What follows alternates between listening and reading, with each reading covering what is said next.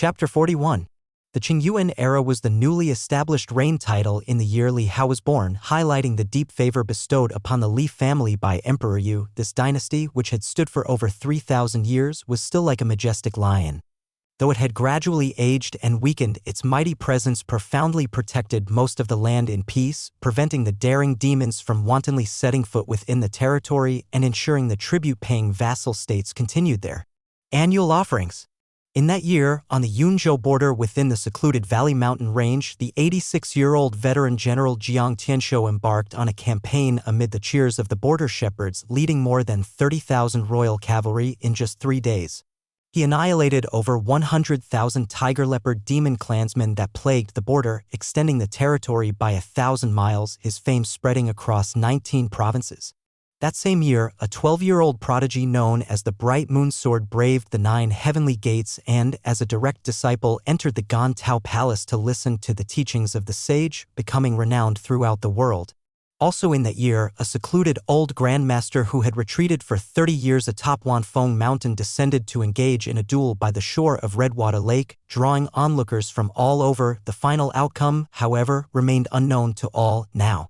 In the deep of October's autumn, the withered yellow leaves covered the ground of Qinzhou, the sacred training ground of Qizhou City, known as the Leap Immortal Gate. Tan Palace Academy also opened its doors that had been sealed for 6 years. Once the news broke out, it swept through the provinces. Countless young talents, heirs and princesses swarmed from all over the world like shoals of fish racing towards this opportunity for fame and fortune. Meanwhile, in a small courtyard of the Divine General Mansion not far from Tan Palace Academy in Qizhou City, a young man sat leisurely. He listened to the sound of the fluttering leaves in the courtyard, brewed a pot of green tea, and quietly played a game of chess. As if the hustle and bustle and the struggle taking place outside the courtyard were unrelated to him. Young master, you've lost again. The last move of the black piece sealed off the white piece's final escape route. A checkmate. The young man picked up the teacup beside him, took a gentle sip, and said with a smile. His lips were red and teeth white. His eyes shone like bright stars, clear and profound. His face, still bearing a touch of youthful softness, carried defined and yet gentle lines. The skin was pale as if long shielded from the sun, with a hint of moonlight coolness. His fingers, holding the chess piece, were slender and strong with translucent nails, free of any impurity. After he spoke, the corners of the mouth of the old man sitting across the chessboard twitched. He scrutinized the chessboard with a frown and eventually, unable to find a way out, frustration made him toss the white pieces back into the chess chee box. You lad, your skills in chess Tao are becoming increasingly exquisite. Li Qizheng, referred to as the 5th master, said. Even though he was praising the young man, his eyes reflected a deep resentment, having immersed himself in it for the better part of his life.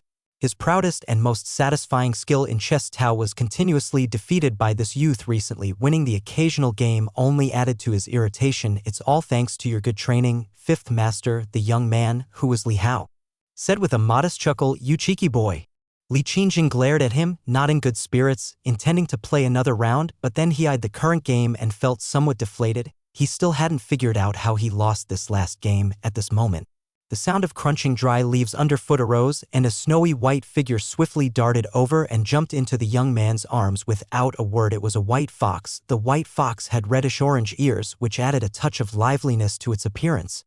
Li Hao rubbed the white fox nuzzling in his arms and frowned.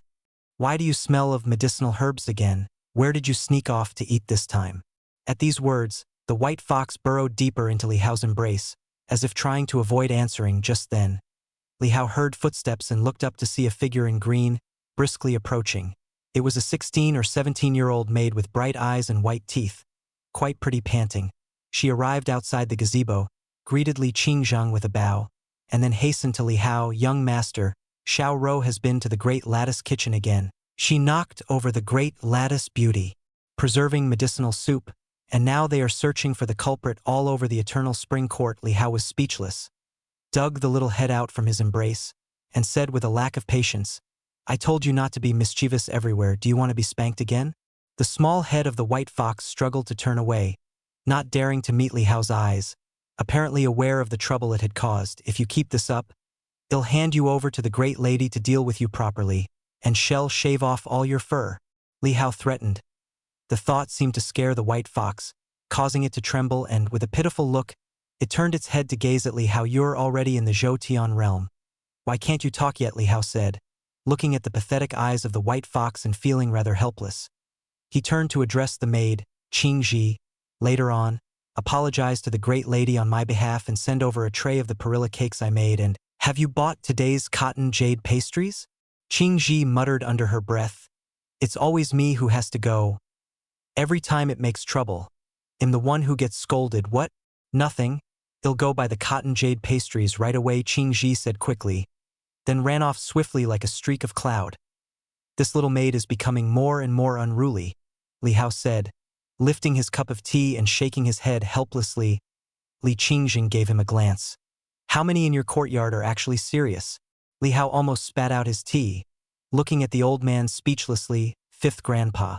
Those words shouldn't be said carelessly, Li Qingjing snorted coldly. The house servants stand without poise, and the maids walk around frantically. Go see the other courtyards, where everything is prim and proper. This little demon fox too, always causing mischief everywhere sooner or later, shall be caught and stewed. It's all because the top beam is not straight and the bottom beams are crooked, mostly. Because of you, you had a bright future ahead. But you chose to create a mess. Could our family's ancestors really be inferior to a demon dragon? At this point, he was so angry that he was blowing his beard and glaring clearly. Even after several years, this matter still troubled him deeply. In the year he turned 8, Li Hao could have entered the soul succession realm, but he himself delayed it for a year as a result. When the ancestors in the ancestral hall couldn't wait any longer and sent for him to find the boy, they discovered that Li Hao had already inherited a soul. By using body refining techniques to slay a flood dragon, he inherited a demon dragon soul. Although it was a dragon's soul that he inherited, how could a mere dragon compare with the Li family's illustrious lineage of ancestors? Moreover, demon souls are prone to inherit their nature, making it hard for him to avoid a temperament of slaughter and brutality upon inheriting a demon soul. Fortunately, over the years, Li Hao hasn't shown this side of him. Mostly it's due to playing chess with me all the time and being influenced by me. He stroked his beard, feeling satisfied, however, that demon dragon soul has lowered Li Hao's qualifications for soul inheritance, dooming him to be considered just above average within the soul succession realm. He might seem sufficient in the face of most in the soul succession realm, but compared to the cream of the crop from various factions, he would look quite inferior. After all, others manifest the soul of an ancestor from the four stands realm, while we have a demon dragon, and the ancestors of others have slain countless demon dragons before. Just the dragon-slaying momentum that comes with their soul might be enough to scare Li Hao down. Thinking of this matter filled Li Qijing with anger. The ancestors in the ancestral hall were also uncontrollably furious as a son of the Li family. Yet inheriting a demon dragon soul, where did that leave the faces of our venerable ancestors? There was even an ancestor who proposed to punish Li Hao severely, lock him in the Li family's dungeon and let him thoroughly learn his lesson. Even Li Muxiu, who was often by Li Hao's side acting as a half-caretaker, was rebuked one by the ancestors. But my second brother deserved it. Just because my second brother coddled and indulged the boy too much and didn't care about anything, that's why he became so unruly.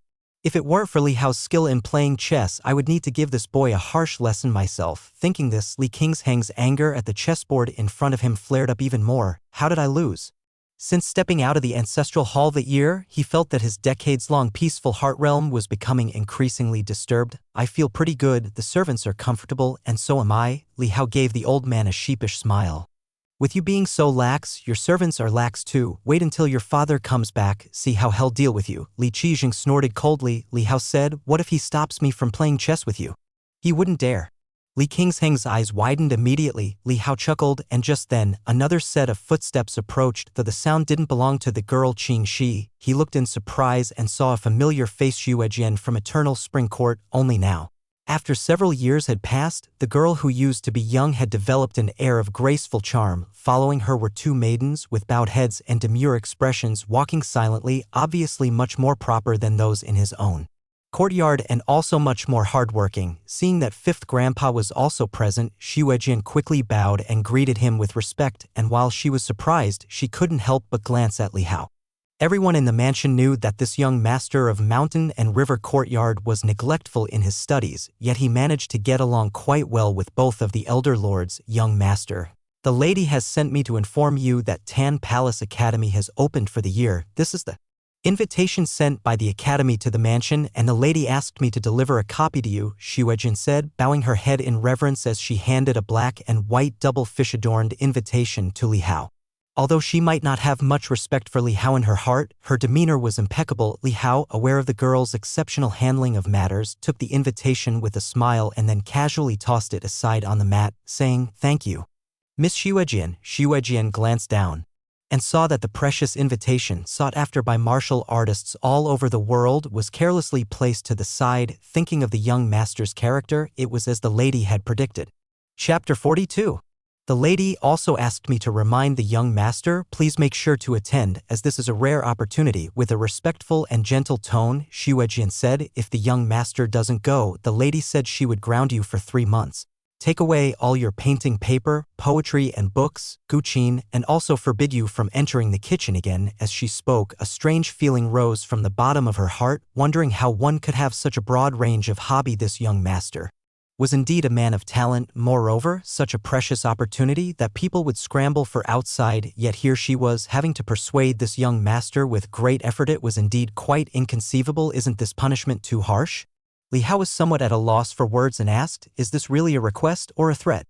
Xuejin looked up, her lovely face displaying innocence as she blinked her eyes. Fine, fine, I understand. Li Hao sighed. Xuejin's lips curled into a smile. The young master was definitely a character. She curtsied gracefully, said goodbye to fifth master, and then took her leave from Li Hao with great respect. You should listen to that girl Jianlan and go, said Li Qizheng indifferently after Xuejin had left. Is it for that peerless technique from Black and White Hall? Li Hao inquired. As one of the 3 sacred places in Qizhou City, Black and White Hall was mentioned alongside Listening Rain Tower. Although Li Hao had heard from second master that the two were not on the same level, Black and White Hall had something of its own too. Like that peerless technique it possessed. Exactly, that peerless technique is worth being included in the 7 floors, Li Qizheng said calmly. Moreover, the teaching standard of Tan Palace Academy is not bad, and you should rein in your nature. That's the real purpose, isn't it? Li Hao muttered with a smirk. Before long, the maid Qingxi bounced back with a skip in her step. Seeing her empty-handed, Li Hao asked, what about the flaky pastries? Didn't manage to get them? Qingxi bowed formally to Li Qizheng before speaking to Li Hao. I asked Ms. Wang next door, and Uncle Lu has gone to Tan Palace Academy to set up his stall at the fair there. They say it's crowded with talents from all 19 provinces and the business is booming. Besides Uncle Lu, many other vendors from nearby streets have also gone there to set up their stalls. Li Hao inhaled sharply and couldn't help but smile wryly. It seemed he had no choice but to make a trip there. Although his cooking skills had reached the 6th stage by now, Uncle Lu had been making that cottony fragrant flaky pastry for decades. He could make it himself, but it somehow lacked that indescribable flavor, not quite perfect. On the other side, the old master watched Li Hao's resigned expression and chuckled, twirling his beard. Young master, when I came back, young master Yuan Zhao was waiting for you on the Jiaoshire carriage outside. He said he's waiting and you should get ready quickly to go to Tan Palace Academy together, said Qingxi. All right then, with things having come this far, Li Hao could only get moving. For the sake of the flaky pastries, he asked Qingxi to get his outerwear ready and headed out in casual attire. Grandfather, I'm taking a trip and won't see you off, Li Hao said to the old master. Go ahead, we'll see how I defeat you when you return, Li Qingxing said with a laugh. You better think it through well, Li Hao thought to himself with a secret chuckle, taking along with him Fu and Qingxi as they stepped out. Qingxi had entered the mansion 3 years ago. She was said to be the young lady of a small family that had fallen on hard times and ended up being sold into servitude.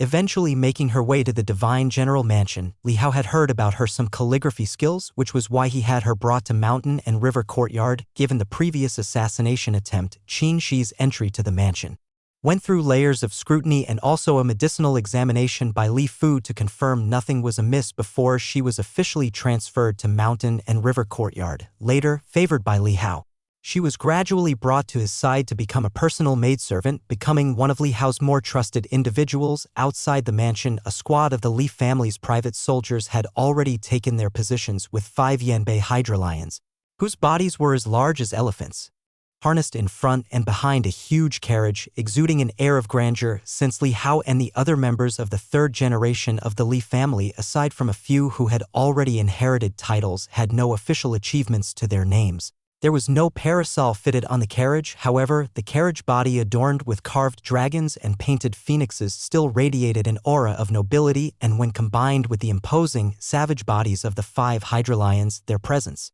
was nothing short of formidable. Stepping into the carriage cabin, Li Hao saw 2 men and a woman who had been waiting inside. They were of a similar age to himself, specifically Li Yuanzhao and the sibling pair, Li Yun. Among the direct descendants of the 3rd generation who had trained together in the martial training field. There were only the 5 of them, including the children of the 8th mistress, however. The children of the 8th mistress had been spoiled by her since childhood, and their relationship with others was extremely estranged. They were not sociable, a trait that had been apparent from the past and had become even more obvious over time. Nonetheless, with the passage of time, many things had changed. How? Upon seeing Li Hao, Li Yuanzhao immediately called out with a smile and patted the seat beside him, inviting Li Hao to join him. Now 13 years old, his body had become even more rotund, making him look quite comical. His squinty eyes resembled 2 slits on a round steamed bun. Both of Li Yuanzhu's parents had passed away, and as an orphan among the 3rd generation, he had been fostered in the courtyard of the 4th mistress since childhood. It was said that he was greatly favored by the 4th mistress, which explained his well-fed appearance at his enthusiastic call. The siblings looked over with slightly furrowed brows but did not greet Li Hao as they grew older and learned more at the martial training field or were influenced by certain other factors. These siblings gradually decreased their visits to the mountain and river courtyard. Since Li Hao turned 11, they had not come at all. When Li Hao accompanied the elder to go fishing, he would sometimes run into them, but it seemed that the siblings had lost the enthusiasm of the old days and started to avoid him. Li Hao had taken the initiative to greet them several times, but after repeated occurrences, he realized what was happening. He said nothing about it, harboring no resentment or blame, and simply treated them as strangers from then on. After all, as the years went by, not only the people around him changed, but so did he himself. 5 years had brought about many changes. For his sake, the 5th master had left the ancestral hall, where he had been in seclusion for many years, and often visited the courtyard to play chess with him and relieve his boredom, whereas the courtyard, once bustling with people eager to hear stories, had gradually emptied, leaving only Li Yuanzhao, who remained as enthusiastic as ever about coming to the mountain and river courtyard.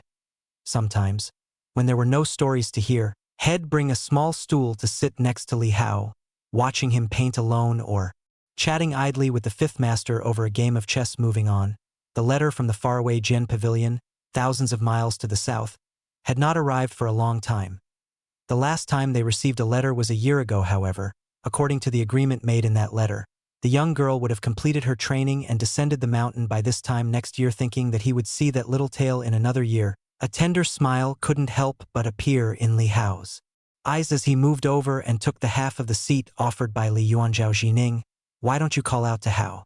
Once Li Hao sat down, Li Yuanzhao looked at the unresponsive siblings beside him and called out to the sister. The once neatly dressed and obedient Li Jining had grown into a slender and delicate young girl, but her once cheerful and innocent eyes now carried a touch of calmness and determination. She glanced at Li Hao, saw the casual and warm smile still on his face, furrowed her brow, but said nothing. Beside her, Li Yun's expression darkened, and he addressed the coachman up front. Let's set off, Ming. Yes, young master. The carriage started moving slowly. Aside from some initial jerkiness, the ride became stable and smooth with no jolts whatsoever. Li Yuanzhao, although we have the invitations from Tan Palace Academy, my mother has said we should rely on our own abilities to enter the academy and not depend on the family for everything, lest outsiders mock us. Li Yun said sternly with a cold expression. Chapter 43. Of course, Li Yuanzhao frowned and said, "Do you think I can't rely on myself? That I need others' help? Why don't we go back and spar again, since we haven't determined a winner last time?" Li Yun snorted coldly. In the past 2 years, his sparring with Li Yuanzhao had been almost equal. Hard to determine a superior. However, speaking of their ages, he was slightly at a disadvantage. After all, the latter was a year younger than him when it came to bone measurement and the innate talent of their battle bodies.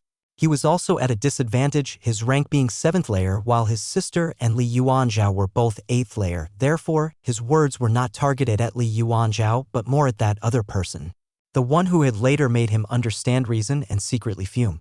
With anger, the thought of having been brutally beaten up by a good-for-nothing made him extremely angry, but fortunately the incident was only known to the heavens, the earth, and between Li Hao and himself over the years.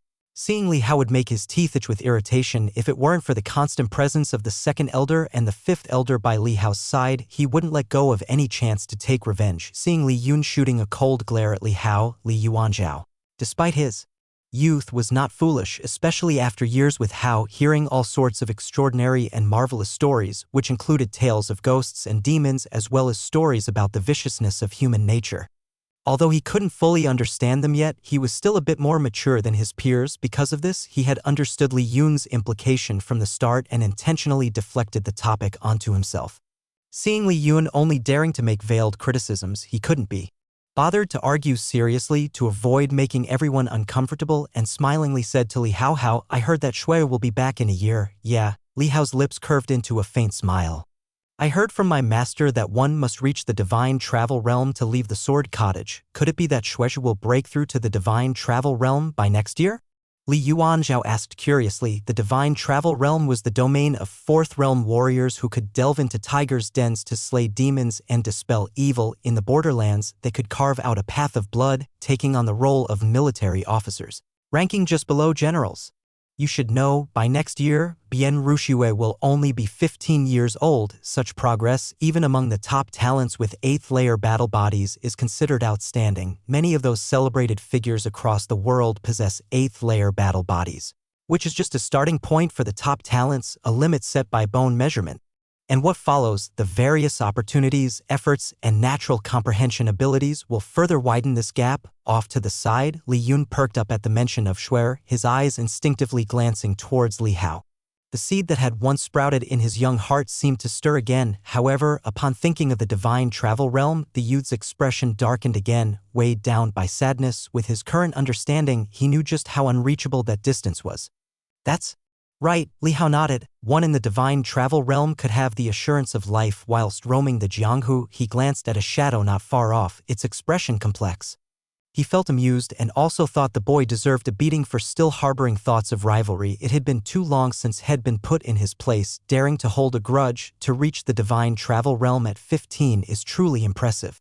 If she were to come to Tan Palace Academy, I bet the palace master would personally receive her and take her directly as a direct disciple of the inner palace. Li Yuanzhao couldn't help admiring aloud. They were merely at cycle heaven realm perfection, still a bit away from the soul succession stage. This time, they joined Tan Palace Academy with the intention of succeeding the souls of ancient and valiant figures of Tan Palace. This was the instruction of their mother, for reasons unknown to them. Her master is the Sword Saint after all. It's incomparable, Li Hao said reassuringly. In truth, these few were also geniuses. The only reason they hadn't entered renowned mountains was due to an unspoken rule in the Li family's main branch. One could enter a renowned mountain, but only as a direct disciple of a master of the Sword Saint's caliber. Otherwise, they would practice in the family estate until reaching a certain level of cultivation and then join various major forces to stand out and showcase the majesty of the younger generation of the Li family. Such standards were only for the main branch. It was different for children of concubinesses. Soon as their foundations were firm, they would join various famous mountains and mentors and had already made a name for the Li family in all kinds of forces. Even with just the children of concubines, the true dragon having not yet emerged, they had already become young leaders in various second and third tier forces. This also added great prestige to the Li family's reputation in the Jianghu, extending far beyond the military camps along the borders. Indeed, Li Yuanzhao sighed. To be taught by a Sword Saint-level master, that was something to envy. At the very least, it called for a starting point with 8-layer battle body talent, which was the minimum requirement at this time. The Jiao Lion led the way, and the enormous carriage, comparable to a house on wheels, traversed the streets of Qinzhou City, known to all that it belonged to the divine general mansion. Bystanders made way, pointing and whispering amongst themselves.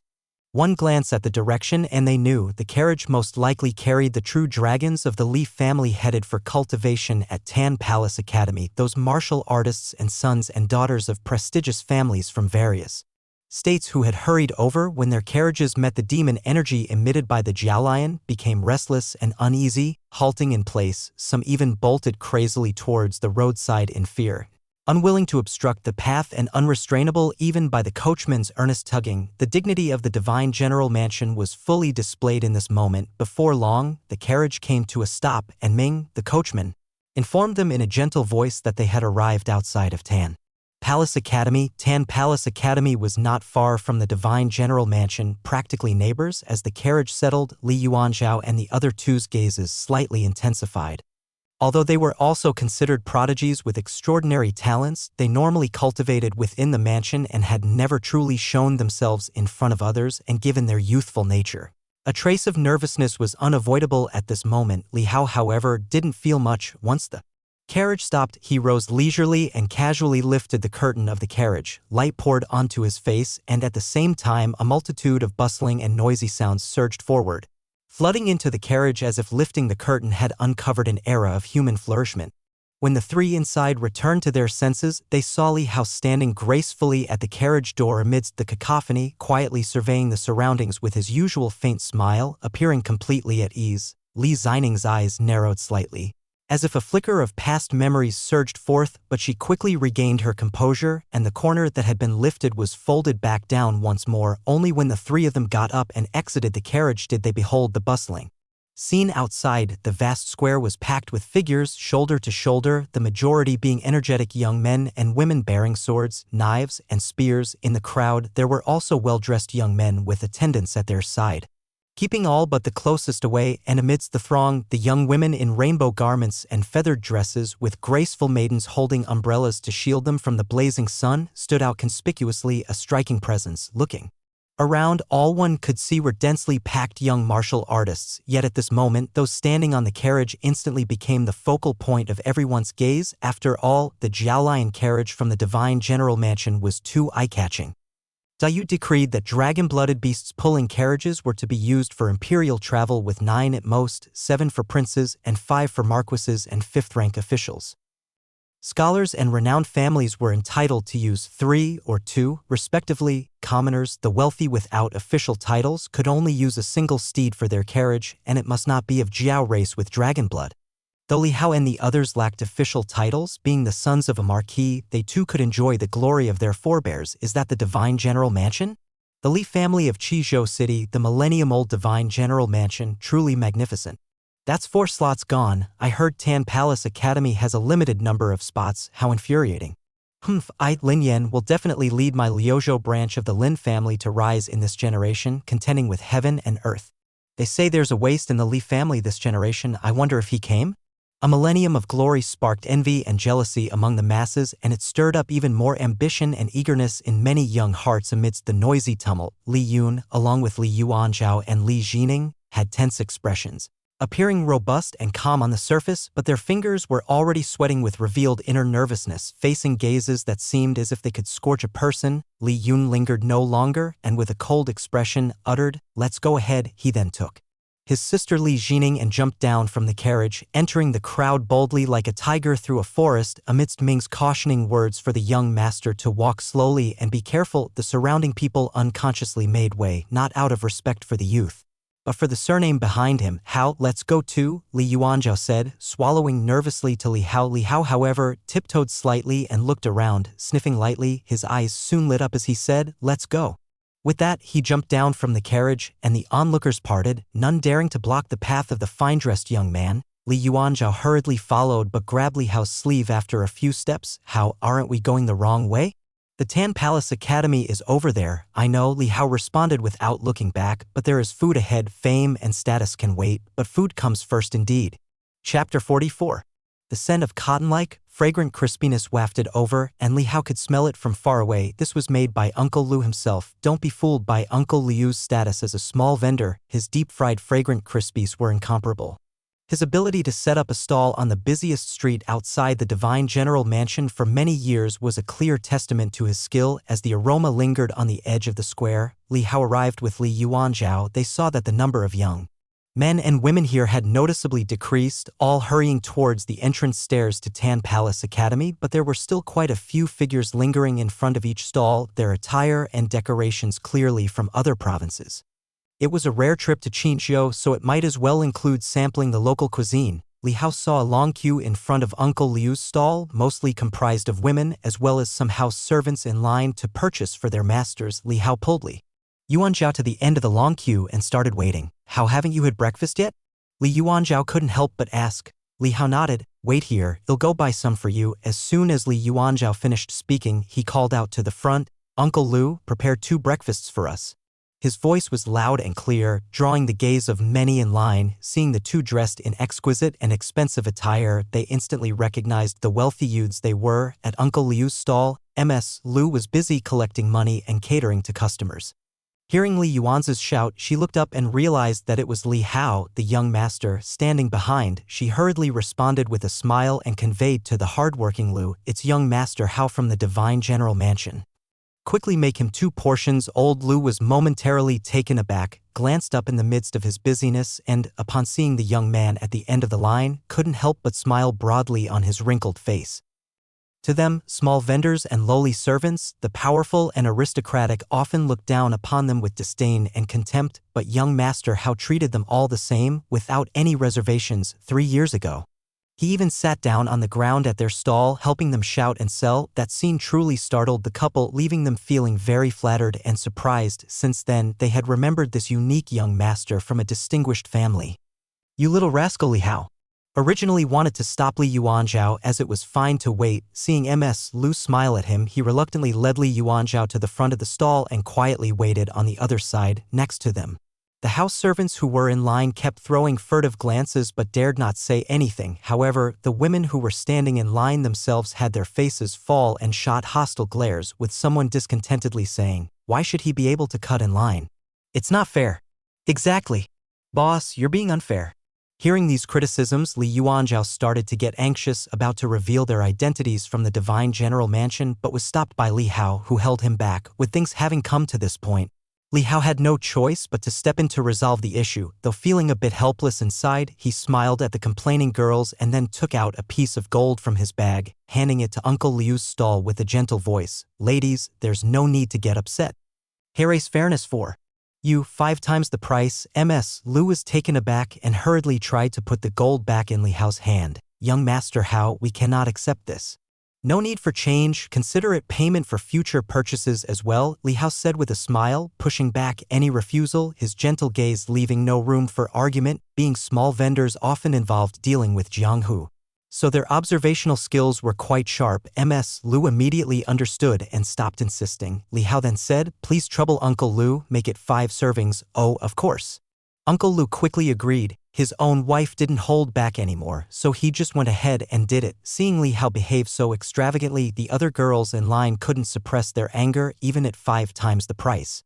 A single crispy treat was affordable to them, but they didn't want to be seen as suckers. Soon, Li Hao had gotten his hands on 5 portions of the cottony crispy sweets and casually handed a bag to Li Yuanzhao before making his way out of the crowd. "So many, how can you finish them all?" Li Yuanzhao, holding the bag Li Hao had given him and after taking a bite, exclaimed, "This is really delicious, no wonder Hao likes it."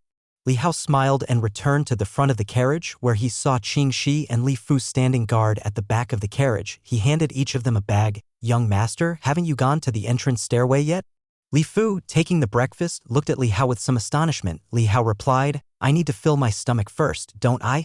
Li Fu was speechless, but after following Li Hao for 5 or 6 years, he had come to understand the young master's temperament and didn't say much more. After all, they had an invitation. Li Hao returned to the front of the carriage and glanced at Ming, who was sitting on the carriage seat. Although Ming was from Piaoshua Courtyard, he was quite courteous to Li Hao on normal days, so Li Hao handed him a portion as well. "Thank you, young Master Hao." Ming quickly took it with both hands, stood up, and expressed his gratitude. Immediately, he showed the same curiosity as Li Fu and asked, "Young Master Hao, haven't you gone to the entrance stairway yet?"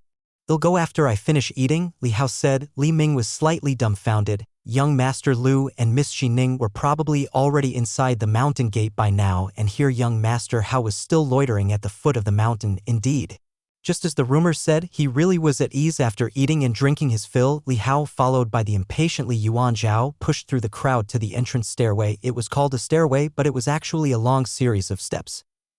Reportedly, there were 1,000 of them leading to the entrance of Tan Palace Academy. This was also the first test of Tan Palace Academy. Simply climbing 1,000 steps wasn't difficult, but on the other side of the steps next to the forest, there were figures leaping up and down, clearly all manner of monkey demons. Though they were demonic creatures, they were tamed by Tan Palace Academy. The figures attempting the entrance stairway would, during the climb, be harassed and attacked by these monkey demons. If one couldn't reach the peak within 10 breaths while evading the attacks, they would be considered to have failed the first challenge. This test was not easy by any means.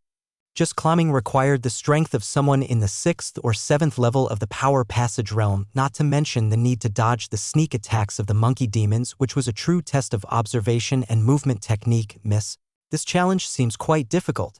In the crowd, a maid holding an umbrella said nervously to the white-clothed young lady beside her, "It's nothing difficult, just a minor first test that won't defeat me," the young lady said with calm assurance, her gaze sweeping through the crowd. Compared to this challenge, there seemed to be quite a few strong competitors among these people. With her outstanding insight, Xiaolan saw many from noble families as she looked around. Among them, some had a higher status than the Si family, while others were slightly inferior. "Miss, those two over there seem to be young masters from the Divine General Mansion in Qizhou." The maid, standing on tiptoes and looking around, suddenly pointed to a place on the left. Xiaolan looked up, recognized the sleeve pattern and nodded slightly. "Correct." Just as she was taking note, the two men were also about to register for entry. Xiaolan's heart stirred and she immediately stepped forward to register as well. "What of the Divine General Mansion?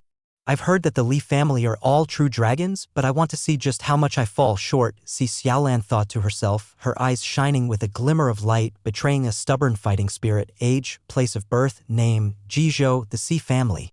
In front of the registration staff, Xiaolan only gave her family name. The registration for the first challenge was rather casual. Sure enough, upon hearing the name Si family, the staff member looked up at the young girl, then nodded and said, "Go ahead, do you know the rules? No matter the method, just reach the summit within 10 breaths. 10 breaths? That's too long," a young man in luxurious clothing said indifferently from the side. Xiaolan glanced at him, recognizing him as the scion of a well-known family from another state, and her gaze grew even brighter. "Miss, they are all nobility. Should we wait for the next batch?" Next to her, a maidservant hesitated nervously, tugging at the young girl's sleeve. "What's there to fear?" Xiaolan's eyes sparkled brilliantly. What counts in Jianghu is not one's reputation, but true martial prowess. After speaking, she instructed her maidservant to wait obediently there and followed the others into the arena. She wanted to compare herself in secret. "Get ready." Beside them, an elder who seemed deep in meditation lifted his eyelids and spoke lightly. Everyone adjusted their breathing and loosened up their joints. "Yuan Zhao, go for it." Li Hao encouraged Li Yuan Zhao with a smile. The kid insisted on relying on his own abilities to overcome this challenge, and Li Hao could only let him be. "Yes." Li Yuan Zhao nodded firmly. The others glanced at Li Hao, finding his words rather odd, but they didn't think much of it. At that moment, following the elder's command, over 10 people burst into action simultaneously. Whoosh! A fierce wind suddenly swept up from the side, and Li Yuan's figure shot out like a cannonball, taking the lead explosively, leaving a depressed mark where he stood. In the blink of an eye, he stepped onto the 100th stair, then with another stride, he surged ahead like a hurricane, rapidly reaching the summit.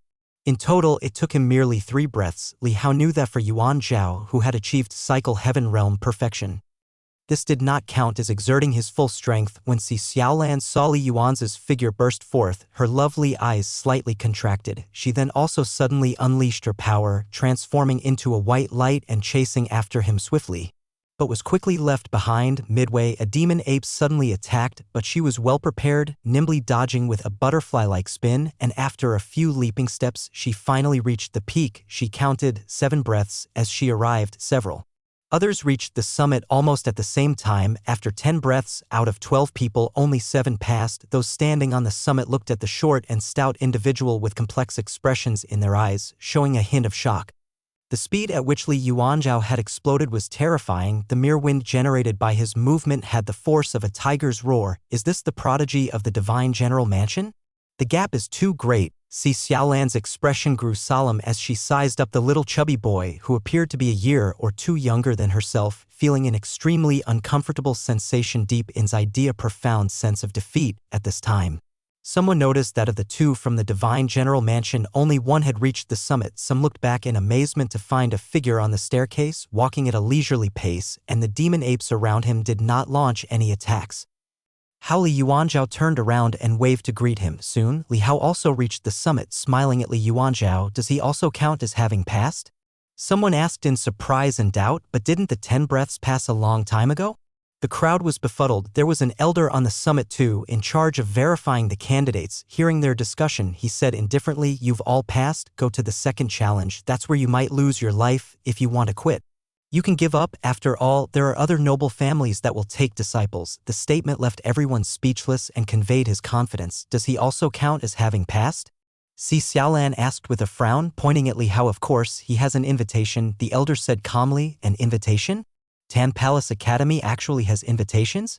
All were wide-eyed and astonished, clearly learning of such a thing for the first time. While everyone struggled, was there someone who simply took a boat? And this boat ticket was personally given by the Tan Palace Academy. Li Hao gave a smile to the upright young lady in white, wanting to tease her a bit. He took out the invitation from his breast pocket, shook it, and then went straight on his way. Si Xiaolan was stunned for a moment. Recalling her earlier words that success in Jianghu depends on martial skills, my foot, his success came from having powerful support.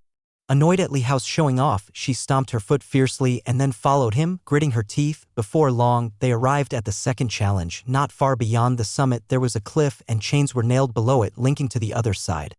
Each chain was widely spaced from the next, meaning one could only step on one chain at a time. A chasm of 10,000 feet, traversed by walking on a lone chain? Some faces went pale and they began to have second thoughts. Si Xiaolan's eyes narrowed slightly and her palms sweat, but soon after, she cast a look at the two arrogantly imposing figures ahead. Here, she couldn't possibly still rely on an invitation, could she? She sneered inwardly. Chapter 45. At the edge of the cliff, aside from Li Hao and their group, there were many others who lingered, glancing around from time to time. Clearly, a fall from the cliff would mean certain death. Such a peril made many people hesitate and on the iron chains at this moment. There were 7 or 8 figures, each displaying their divine skills, cautiously moving forward. Some were composed, walking on the iron chains. The swaying chains were like ocean waves, but they didn't seem to affect them in the slightest, as their feet stuck firmly as if glued. Others had their arms spread wide, struggling to maintain balance, slowly and tentatively walking. There were also those who chose a less graceful but extremely stable method, which was to hug the chain and inch along if it were merely a matter of crawling over the chains. Nearly everyone present could do it, but without a doubt, this challenge was a test of courage. Who wouldn't tremble with fear in the face of such a great height? If you lack even this much courage, how do you dare face demons? Among the 7 who had just passed the test, a young man dressed in fancy clothes had a cold expression. He took the lead and leapt up, landing steadily on the chain clearly. He chose an elegant approach, simply walking across, and moreover, he even had his hands clasped behind his back, exuding a calm and composed air. This young man's actions immediately caught the attention of many bystanders, all surprised, and soon some recognized his identity, sleeves edged with cloud patterns. He's from the Su family of Yunzhou. The Su family? I've heard they are one of the 3 great noble families in Yunzhou, with profound heritage. No wonder this lad is so bold. The borders of Yunzhou are rife with demon occurrences. He must have practiced his bravery long ago. Many people talked among themselves, and those who were hesitating showed struggle in their eyes. How? Let's go to seeing someone go ahead.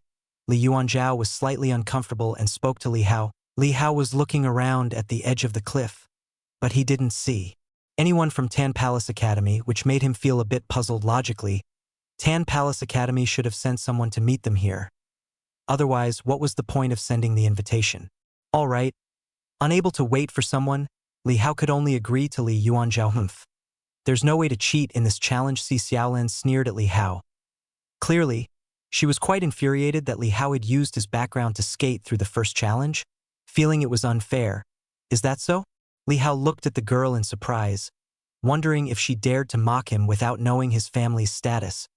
But he didn't demean himself by quarreling with her. How does that saying go? Li Hao thought for a moment and responded to her. Little sister, when you're out in the world, it's not just fists or having someone behind you that counts.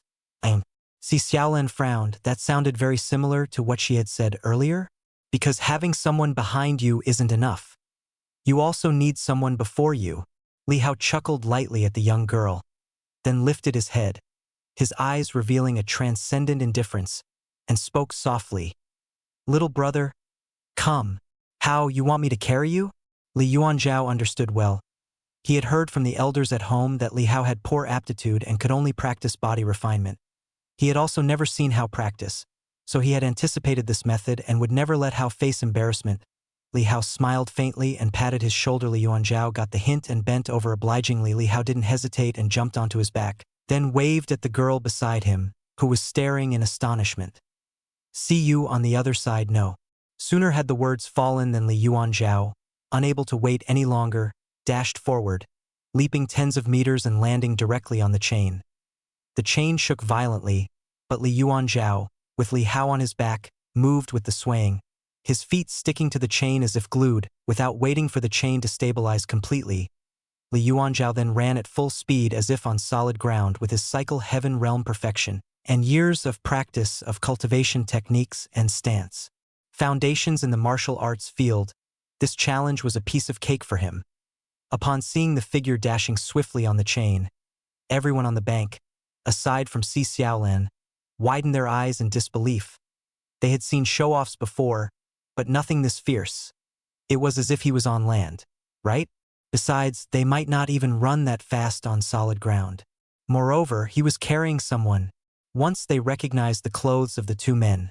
Someone with sharp eyes identified them as from Qingji's premier family, and realization dawned. Still, they couldn't help but feel a bit of shock. For they say seeing is believing, and today's encounter exceeded all rumors. Before long, the elegantly dressed young man who had gone onto the chains first was overtaken by the swiftly running Li Yuanzhao. The latter, walking leisurely with his hands behind his back, was unperturbed until a gust of wind whooshed by his side, and only then did his face show a hint of surprise. Soon, Li Yuanzhao reached the other side, the chain 1,000 zhang long, spanning the horizon. Threading through the mist between the mountains, the figure of Li Yuanzhao running had dispersed much of the mist, and upon reaching the other side, his landing immediately drew the attention of many nearby. Li Hao patted his shoulder, jumped off his back, and looked around clearly. They were not the earliest to arrive. There were quite a few people who had passed the earlier stages lingering here, and in front of these candidates were the disciples of Tan Palace Academy. Dressed in the academy's uniform, they were all 17 or 18 years old, wearing black and white attire that gave off an elegant and ethereal feel. Of course, this look was flattering on the attractive ones, whereas on those with sturdier builds or less remarkable features, it became a bit of an eyesore. Who is that person? He's so impressive. He ran here? With someone on his back? One dares to carry and one dares to be carried.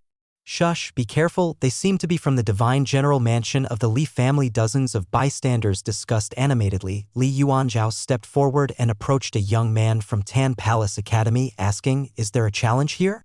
"Correct, this is the last one." The young man clearly recognized Li Yuanzhao's identity, since after having studied in Qizhou City for several years and being not far from the divine general mansion, it would be hard not to know him. To pass this challenge, you need to last a round against us. If the first challenge was to test one's foundational skills and the second was to test martial courage, then the third challenge seemed to be a bit of showing the newcomers who's boss. Upon hearing this, Li Yuanzhao's eyes instantly sparked with a fighting spirit, eager to try. "Please enlighten me." He said this, then gave a fist salute as a military courtesy, and then he backpedaled a few steps, assuming a fighting stance. "You may select a weapon," the young man reminded with a smile. "It's just one round, not necessary," Li Yuanzhao said. The young man's eyes flashed slightly, feeling a bit slighted, but remembering that the people of the Li family were said to be geniuses, he didn't take it too seriously and was somewhat curious to test the waters. Immediately, he too abandoned using a sword, raised his fist, and advanced with body-rolling punches. The force of his punches created wind, ferocious like a tiger pouncing and a wolf biting. Li Yuanzhao, however, moved with a twist of his footwork as slick as an eel slipping into a hole, moving fluidly before suddenly whipping around to smash out with a punch in return. With a loud thud, their fists collided and the young man actually stumbled back 3 steps while Li Yuanzhao merely rooted his stance and remained steady on the spot. The young man's face showed shock. Although he hadn't used his full strength, that punch had the power of 10,000 pounds, equivalent to a practitioner of around the 3rd layer of the Zhou Tian realm. This was well beyond the standard for an entrance test. After all, the minimum requirement being the perfection of the power passage realm. Did he almost lose face by a misstep? At least it's the strength of the 5th or even as high as the 8th layer of the Zhou Tian realm, or maybe the cultivation of a top-tier qi circulation skill or a meridian opening skill. Seriousness appeared in the young man's eyes. Indeed, the rumors were not false. The scions of the Li family were like demons, stacked with countless resources, far surpassing their peers. Other people, seeing the young man falling into a disadvantage with a single punch, were all astonished, looking at Li Yuanzhao as if he were a monster. Is this the prodigy from the divine general mansion? At this moment, the chains rattled and several figures leaped up and landed. Notably the youths from the Su family of Yunzhou and Si Xiaolan among others. Other students from Tan Palace Academy immediately relayed the rules to the newcomers, and upon hearing the requirements, their expressions grew somewhat solemn. After all, to have qualified for Tan Palace Academy, they must meet the threshold of genius, but their opponents had endured several years of hard training, making this move not easy to counter. Xiaolan's mind raced as she glanced at Li Hao next to her, and seeing that he was still present, a trace of annoyance inevitably shone in her eyes. She knew that he had an invitation, and he would most likely bypass this challenge, compared to those of them who struggled through various dangers to pass the challenges. His path was practically a walkover, such was the disparity of their origins. "It's your turn," said a tall and burly young man beside Li Hao. Li Hao smiled lightly, and under Xiaolan's as expected expression, he took out his invitation. "I have an invitation." He had no intention of wasting energy here. Like Li Yuanzhao, bullying others. An invitation? All eyes turned with a mix of surprise and envy. The tall and burly young man was briefly stunned. Having heard some rumors already, he frowned slightly, examined the invitation for a moment, and then returned it to Li Hao. "Although you have an invitation, you still need to undergo basic testing." "I can ease up a bit." Li Hao was taken aback. The young man who had tested Li Yuanzhao, along with the other Tan Palace Academy students in charge of testing, all secretly face-bombed. Oh no, that stubborn streak had struck again. "Come on." The burly young man's body surged with flowing qi, ready to strike at any time. Li Hao couldn't help but ask, "Do you know what an invitation means?" "I said I'd hold back. You at least need to show something, or others might think our Tan Palace Academy caters to the powerful and grants easy access through the back door." The burly young man stated seriously. His earnest gaze fixed. Li Hao fell silent. It said that there are 1,000 different types of people, and evidently, this burly young man belonged to the more straight-laced, stubborn sort. Si Xiaolan couldn't help but laugh out loud, her bright eyes delighting in schadenfreude as she watched Li Hao. She had thought he was going to slip through easily, but now he met a unique individual. She even began to think that the burly young man's rough exterior was looking rather dashing. "You can use any weapon you like." The burly young man spoke earnestly, pointing to the nearby weapon rack. Li Hao felt somewhat helpless, but he wasn't angry with the earnest young man. After all, being thorough wasn't a fault. He approached the weapon rack, selected a sword, and came back to face the burly young man. "Using a sword?" The burly young man's gaze shifted slightly and he nodded. "Then you make the first move." He also drew the sword from his back, his eyes revealing the seriousness of a swordsman. "You go first," Li Hao said. "If I strike first, you might not get a chance," said the burly young man word by word. Finally Hao exhaled, and with a casual flick, he flourished his swordsmanship. Falling snow. Si Xiaolan suddenly felt as if snowflakes were drifting in front of her eyes, sensing a chill frost attacking her body, prompting her to look up. "It's autumn. Why is it snowing?" Chapter 46. Is it snowing?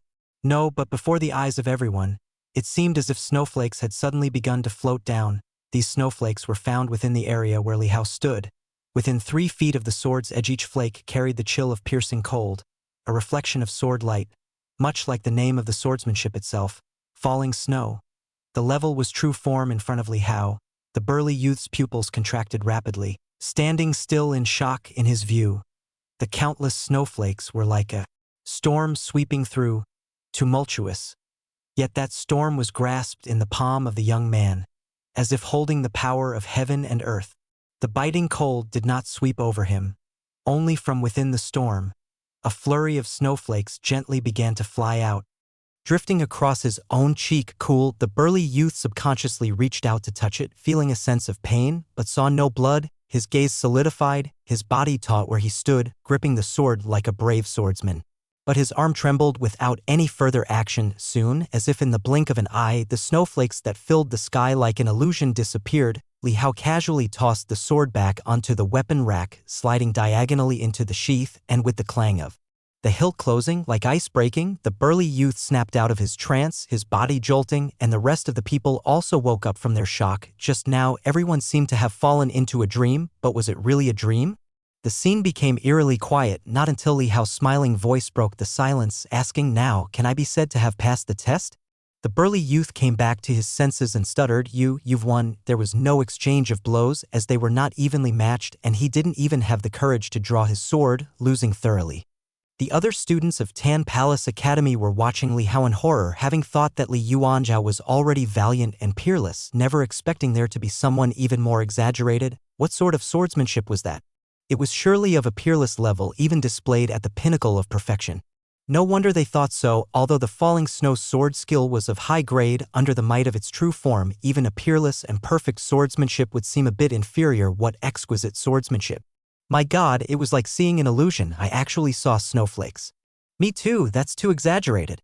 Swordsmanship from Divine General Mansion has to be top-notch. He couldn't possibly have practiced it to perfection, right? How long would that take? As the crowd came back to their senses, they all looked at Li Hao with shock. Having long heard of the reputation of Divine General Mansion, today they truly had their eyes opened. Si Xiaolan stared blankly at Li Hao with such masterful swordsmanship.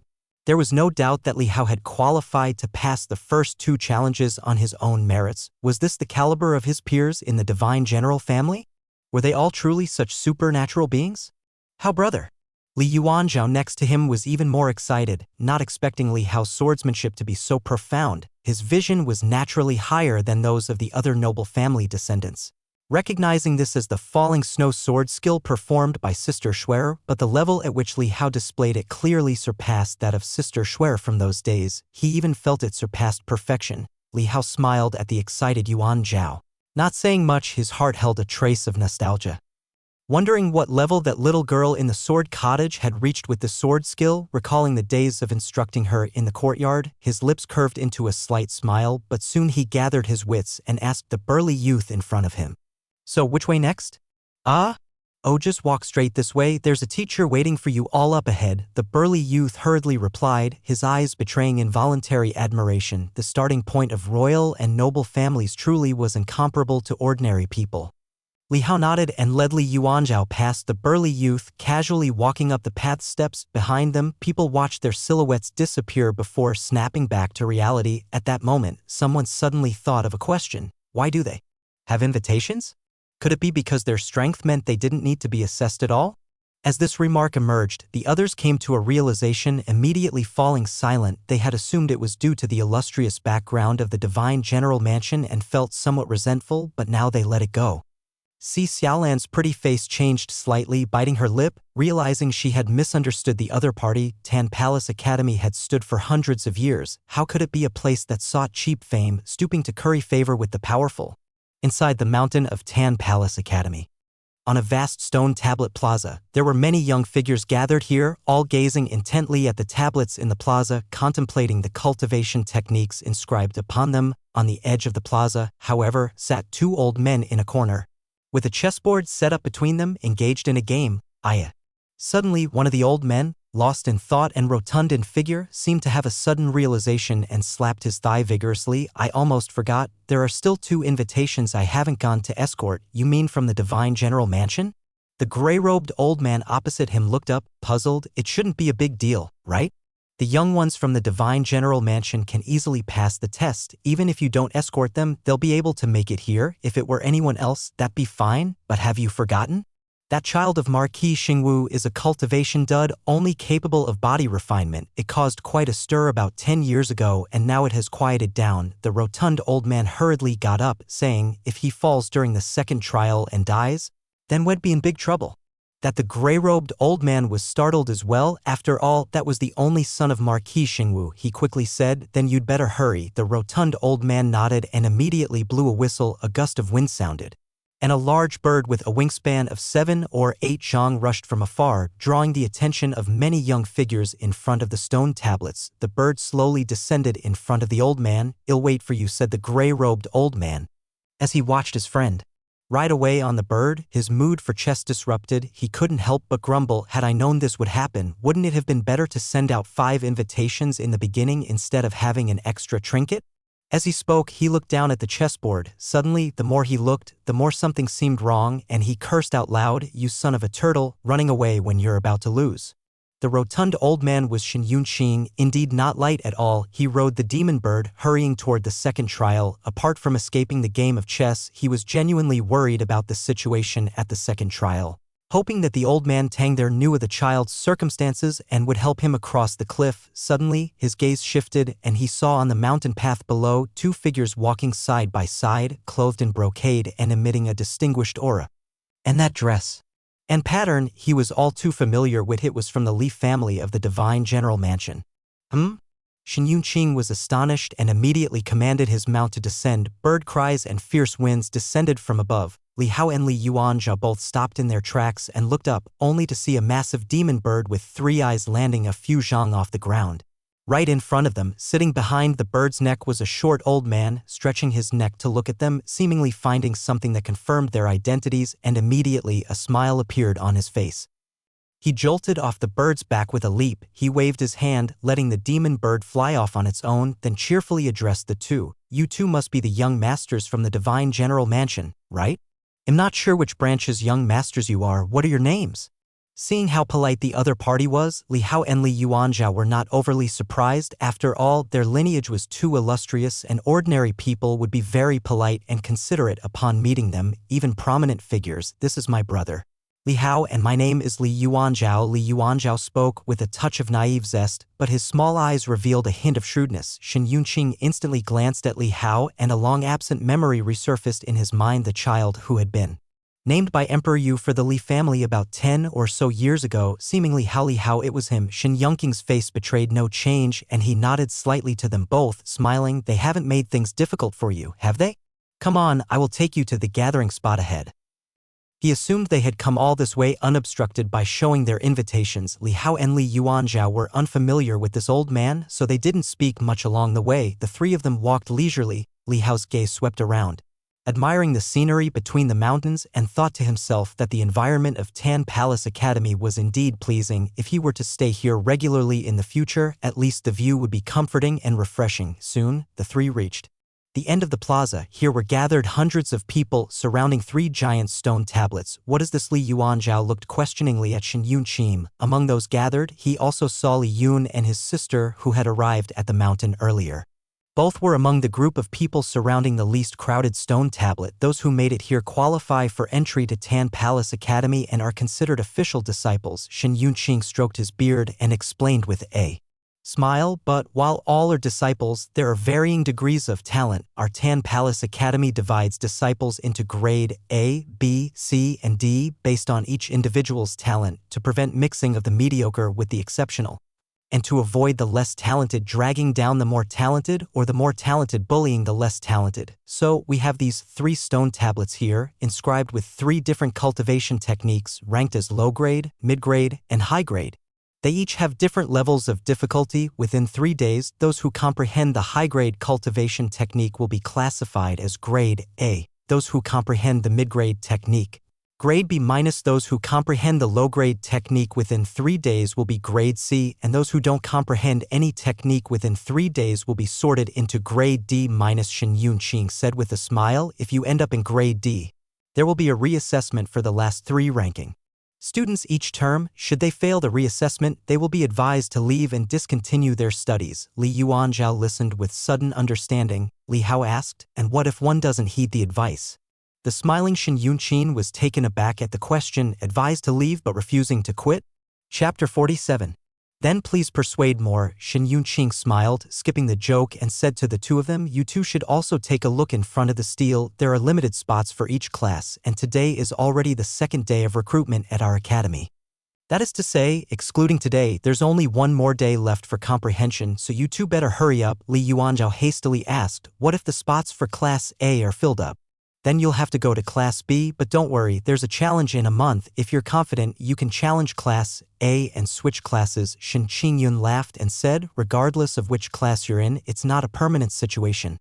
Cultivation is a competition, a struggle against heaven, demons, and most importantly, against other people. To obtain the most resources and the best treatment, you must stand above everyone else to be qualified. Within the divine general mansion, as descendants of the main bloodline, their parents would provide them with cultivation resources. But at Tan Palace Academy, everything had to be earned through competition." Hearing this, Li Yuanzhao quickly pulled Li Hao towards the stele where Li Yun and his sister were studying. Clearly, that was the stele for a superior cultivation technique. In front of this particular stele, there were only about a dozen people. In front of the other steles, there were 20 to 30 people, with the greatest number studying the intermediate cultivation techniques. After all, most people, although confident, still opted for the safer choice. Li Hao glanced over and saw that the stele recorded a fist technique. Fist techniques are almost a requisite cultivation technique for martial artists. When one masters punching and kicking, the cultivation of other weapons becomes much more effective and efficient. He took a careful look and the words appeared before him. "Fringe comprehension achieved. Would you like to record it?"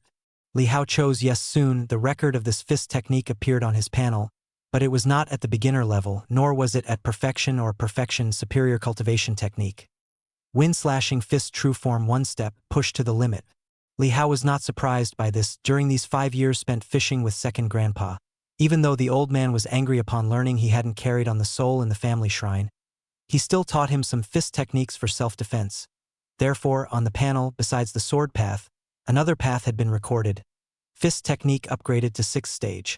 Aside from fist technique, other paths like the physical body path, the sword path, and the control path had all been upgraded to 6th stage by Li Hao. Over these 5 years, he had been busy daily, and many of his artistic skills had greatly improved. Fishing 5 stages, chess 5 stages, cooking 6 stages, art of painting 5 stages, poetry and books 3 stages, playing the zither 3 stages. The total artistic skill points earned were 27.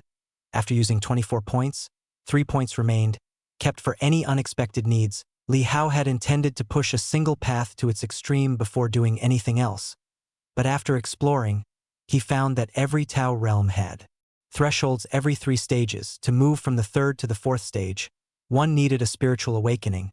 When the cooking path upgraded to 6 stages full experience, there was a prompt saying that understanding the spirit of cooking was necessary to continue improving. If focusing intently and loving something passionately were enough to achieve a state of mind, then a spiritual awakening required insight and grasping the essence of the path. Cooking isn't just about making food, it's about creating dishes that break the mold and infusing them with soul. The same goes for playing chess. Playing isn't just about winning or losing, it also requires one's own wisdom and charm. That so-called divine move, a remarkable play transcending conventional understanding and perception. Li Hao knew that this wasn't just a requirement of the panel, but if he were to practice normally without the panel to reach certain realms in cultivation, he too would need to experience states of mind and spiritual awakening. According to second grandpa, these were stages that any cultivation technique must reach. Otherwise, one would at most be a second-rate expert, struggling to reach the pinnacle. To be strong, one must first enter the realm of madness. It is said that beyond spiritual awakening lies an even higher realm, the realm of saints, but even second grandpa, known as a sword saint, had only reached a state of mind with a spiritual awakening in his fist technique, never attaining sainthood. The word saint in Dayu is regarded as the supreme term, an untouchable existence. Be it a fist saint or a sword saint, they are not actually in the saint realm. Such titles are more of a commendatory appellation, indicating that they have reached an extremely high pinnacle in their respective paths, approaching the realm of saints. Li Hao speculated that when he reached the 9th stage in the future, he might need the state of mind to enter sainthood. It was hard to imagine what kind of state that would be. However, at present, he had yet to achieve spiritual awakening. Spirit, just like the word itself, implies spirituality, brilliance, soul. He must undertake an exceedingly subtle and exceptional task to possess his own brilliance, just like a grandmaster such as those from Tianren sect, who have their unique grandmaster's path. As the panel successfully recorded, a multitude of messages about the wind-slashing fist technique flooded into his mind. Li Hao merely closed his eyes briefly and quickly digested the information. He seemed as if he had practiced this fist technique for 50 years. He was familiar with all its moves as if they were at his fingertips. He had not only rectified the shortcomings of the fist technique, but had also deeply understood the true essence of its core. Just as its name suggests, the fist could slash the wind, break it, as if it were like a knife or sword, possessing destructive power beyond that of mere fists and feet. This superior cultivation technique in his hands was enough to unleash a power comparable to that of the most exceptional techniques. Li Hao's gaze moved away from the stone steel and turned to the dozen or so people around him. He saw that they were all absorbed in concentration, earnestly staring at the steel, comprehending. Some were mouthing the words, seemingly following the descriptions of the techniques inscribed on the steel, delving into their meanings. Some of the descriptions on the steels were obscure and hard to understand, just comprehending them was difficult, but most of those who could come here had the support of martial arts families and had been immersed in the martial arts from a young age. Even the cold and rare words in some summaries were understandable to them. Li Hao saw that Yuan Zhao was also engrossed in reading beside them, as moving back and forth across the steel line by line. He did not disturb him but glanced again and saw Li Yun, the siblings, squatting in front of another steel with serious expressions, occasionally pondering or frowning and gently rotating their wrists as if they were practicing in their minds, extremely focused, not even noticing his and Li Yuan's arrival. Such hard-working children. Li Hao sighed inwardly and turned to leave. There were even more people in front of the other two stone steels nearby. Some of them understood something and started to practice their swings in the open area, but their postures were awkward. After practicing for a moment, they felt that it was somewhat different from what they had conceptualized in their brains, so they returned to the steels to continue their comprehension. Li Hao didn't squeeze past to record the techniques on those steels. The Li family wasn't short of any techniques inferior to superior ones. As his gaze shifted, suddenly Li Hao saw Shen Yunqing, who had brought him here, in a corner on the edge of the square. In front of him was a chessboard. Li Hao was momentarily taken aback, his eyes immediately lighting up as he walked over. "Let's see how you get away this time." "Hey, but you didn't see that move coming." In front of Shen Yunqing, the gray-robed elder couldn't help but burst into laughter. He already had the upper hand on the chessboard, with no chance of overturning the situation. This game was as good as won. Shen Yunqing sat cross-legged, not minding his old friend's pride, and scratched his ears and cheeks in deep thought. Finally, he relaxed, helplessly conceding, "All right, you win." "What do you mean I win? I clearly won." The gray-robed elder retorted without good humor. Then he reached out, leisurely saying, "Hand it over, the drunk wind brew, you promised." Reluctantly, Shen Yunqing pulled out the wine gourd tied to his waist and handed it to his old friend. "Just a sip," as agreed. "Take it easy on it." "Unlike you, I keep my word," said the gray-robed elder irritably.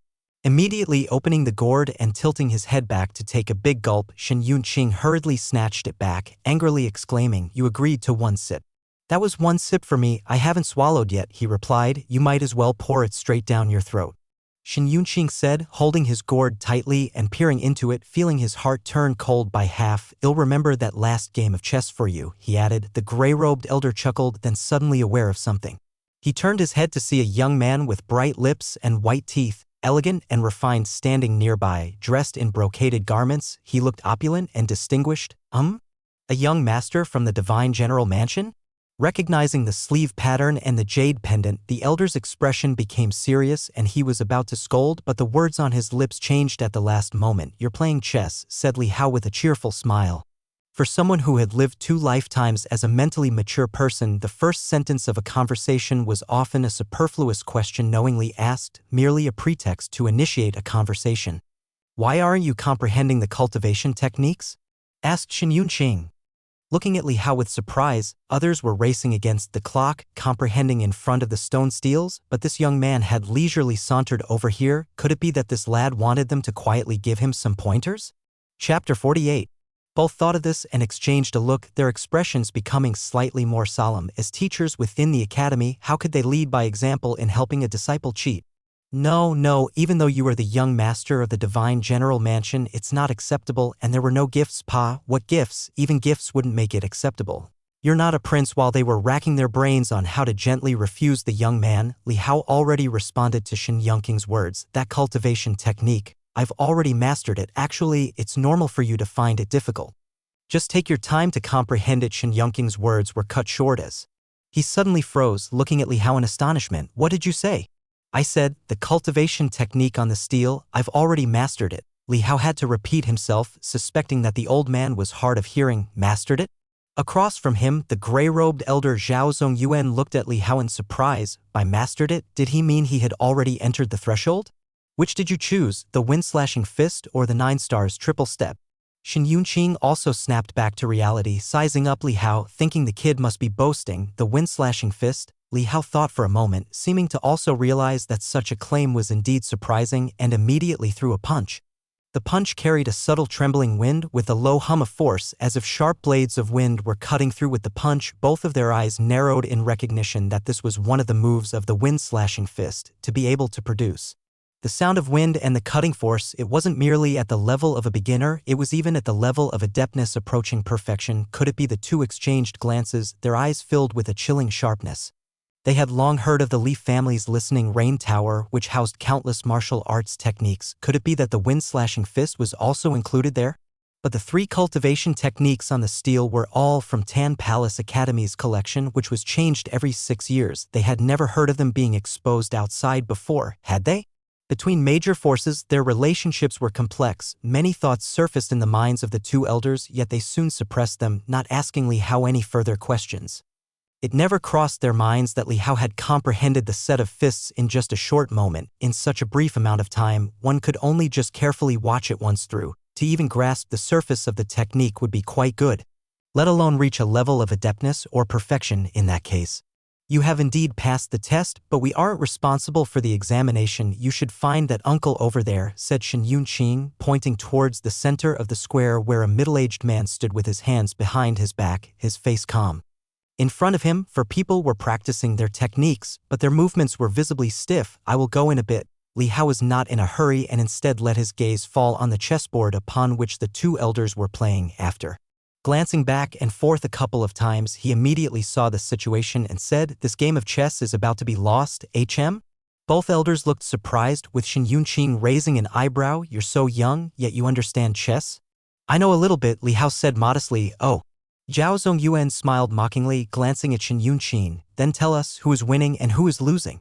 Upon hearing that, Shen Yunqing couldn't help but laugh and curse him playfully. Li Hao pointed out truthfully, "If he continues with the previous chess strategy, he will lose." He pointed toward Shen Yunqing. Shen Yunqing's face turned red, feeling a bit embarrassed, now believing the young man truly knew something about chess.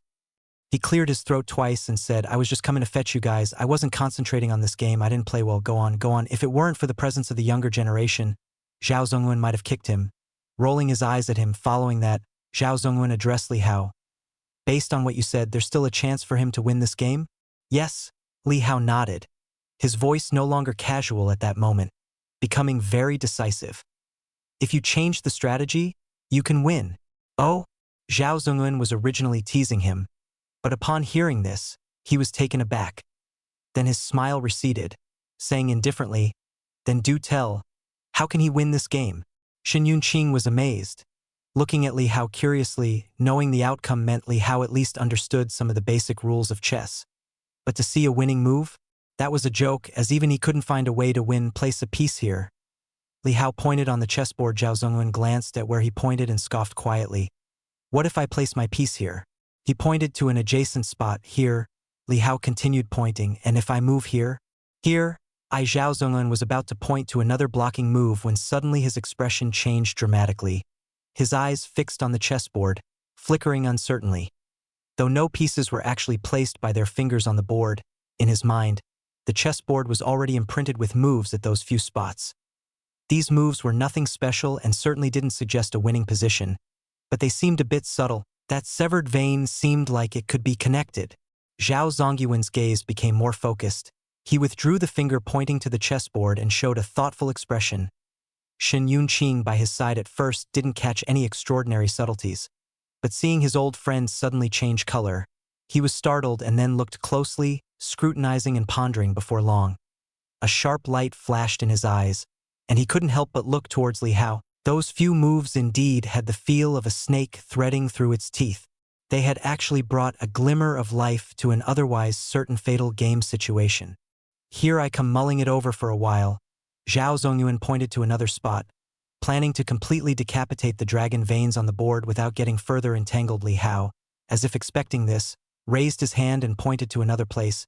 "The small flying corner breaks the horn. If the piece fell where he pointed, it would form a flying blade, cutting open a route. Clack! After seeing clearly, Sun Yunqing couldn't help but slap his thigh fiercely, marveling at the brilliance of that move. How could he have not thought of it? How could he have not seen it? Zhao Zongyuan's pupils shrank slightly, and he couldn't help but lift his head to look at Li Hao's young face, feeling a sense of unreality at that moment. This young and tender boy, his skills in chess were so mature and vicious.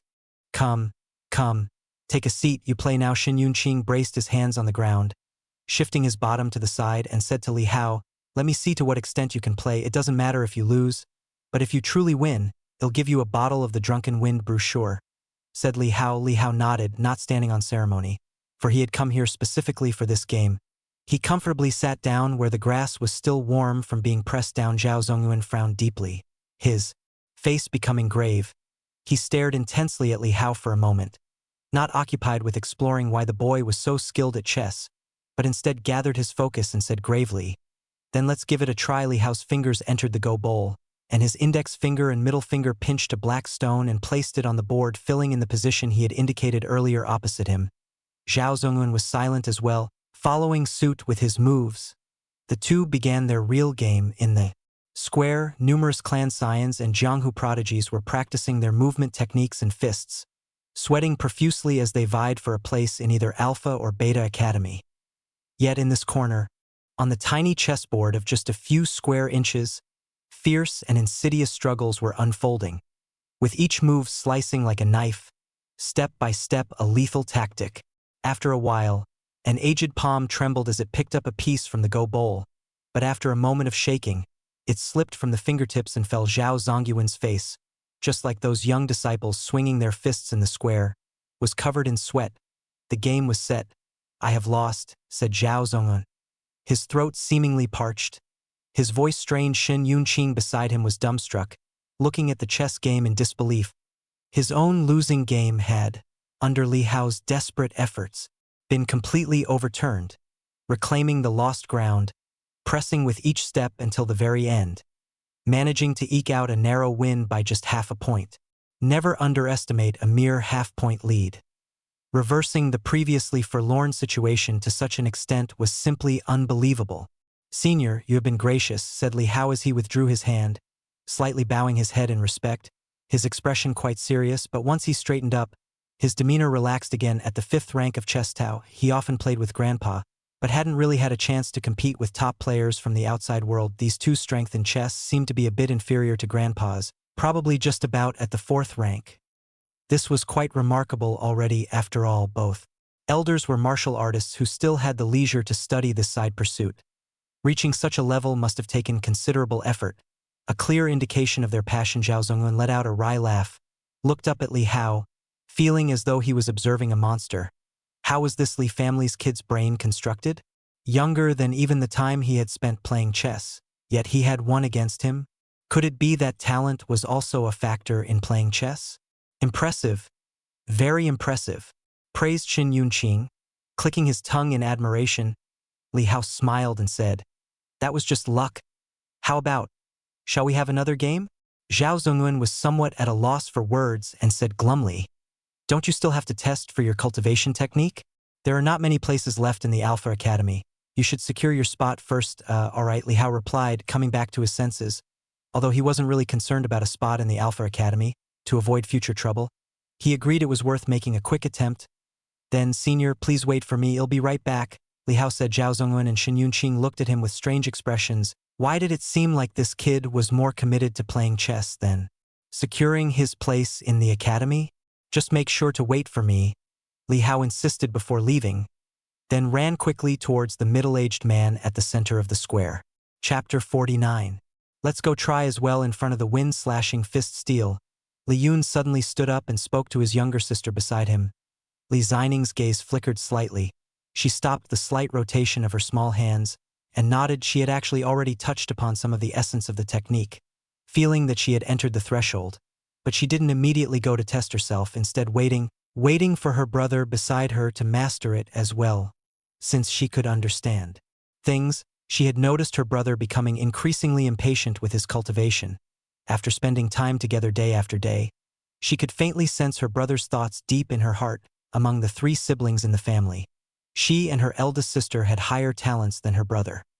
It goes without saying for her eldest sister, who had been taken in by a famous teacher since she was little, but she and her brother had stayed at home, and it was inevitable that they would always be compared and praised by people around them. As the brother, Li-Yun was the one with the least talent for cultivation among the siblings, which resulted in him practicing with exceptional diligence every time her progress in the training ground surpassed his, sometimes training frantically through the night. Let's go.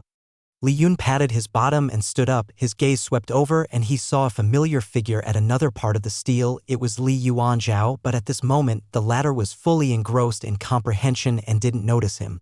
Just as he also didn't know when his counterpart had arrived. Without thinking, he glanced beside Li Yuanzhao, but he couldn't see Li Hao's figure and he couldn't help but frown. However, he didn't pay much attention to it and snorted softly to himself. Then led his sister towards the center of the plaza. If the performance is not up to standard, well, go back and practice more, Li Yun said to his sister. Li Jining nodded slightly. In front of a middle-aged man, there were currently 5 people practicing, with a few onlookers standing outside attempting to find inspiration and reference from others' moves. Suddenly, the siblings saw a familiar figure among them as well. It was Li Hao him? Li Jining was puzzled. He must have run over to sneak a learn by observation. Li Yun's eyebrows rose. A trace of cold laughter appeared in his eyes. Although he didn't know when Li Hao had come over, he certainly arrived later than they did. He himself wasn't confident that he had mastered it, let alone the latter. Outside the field, Li Hao quietly waited, his extraordinary perception alerting him to the approach of others from behind, but he didn't turn around or pay them any attention. Having greeted them many times in the past, only to be met with evasion and distance, he knew then that the exuberant siblings who used to run daily into the courtyard to listen to stories were no longer there. Soon, the practice in the field was over. Out of the 5 people, only 3 qualified, while the remaining 2 lacked proficiency for entry with inaccurate posture. Let's go. Li Yun took his sister forward, facing the middle-aged man who was a head taller than himself with still a lofty expression. The technique we contemplated is the wind-slashing fist. Identifying their status from their attire, the middle-aged man nodded slightly, showing a smile. Please demonstrate. The siblings immediately took their stances and began their routine, completing a set of punches quickly. As Li Yun turned around, his waist did not move. The strength of his body hadn't reached his fist, resulting in a slightly weaker force. The middle-aged man was inwardly astonished and asked, "How long have you been contemplating this technique?"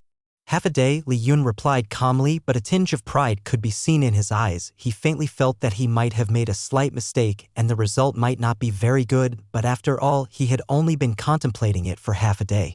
The standard for entry into Alpha Academy was 3 days of contemplation, so his progress must have been quite remarkable, impressive. Indeed, as Li Yun thought, the middle-aged man before him let out a mildly astonished exclamation, causing the corners of the young man's mouth to unconsciously curl up slightly. "Young lady, you have passed the entry threshold." The middle-aged man took out a waist pendant from his belt and handed it to Li Jining beside him. Li Yun was momentarily stunned. "Your punching technique still lacks a bit of refinement. Practice some more and you should be able to master it quickly," the middle-aged man said to Li Yun. Li Yun's face showed a bit of embarrassment and he turned to look at his sister. "When did you have the realization?"